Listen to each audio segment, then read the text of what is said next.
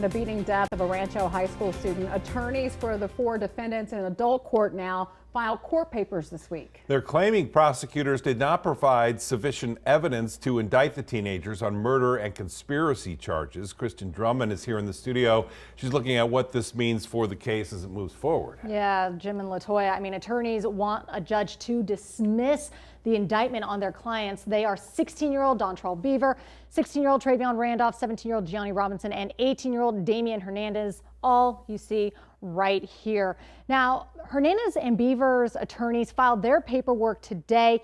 The defense attorneys are challenging their clients' charges, really looking at specifically what did each person do or did not do, and did it cause the death of 17-year-old Jonathan Lewis.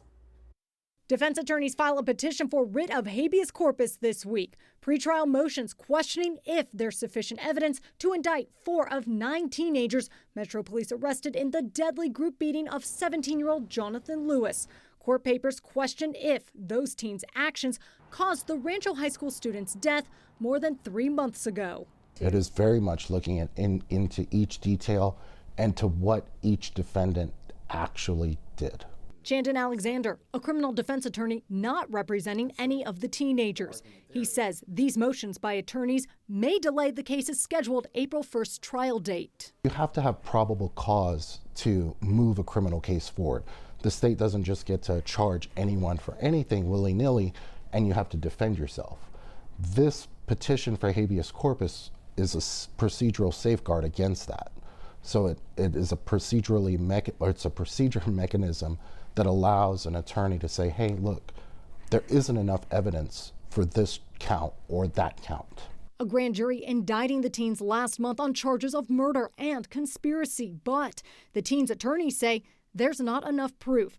The petition for Randolph states Travion attempted to kick Lewis, but it is unclear if Travion ever touched Jonathan.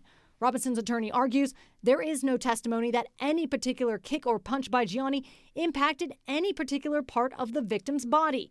Beaver's attorney says no connection was ever made between any of the blunt force injuries and the specific actions of any defendant. They're saying, in essence, you can't really show, or it hasn't been shown, that what my client did caused the death of this victim.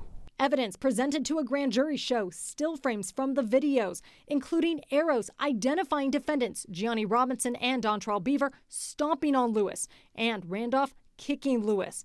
Beaver's attorney states in his petition a pair of wireless headphones were stolen from Lewis's friend. Plans were made to fight the accused thief in the back alley, suspected to be Robinson, who Lewis punches before the fight as captured on surveillance video. Robinson giving a voluntary statement to police.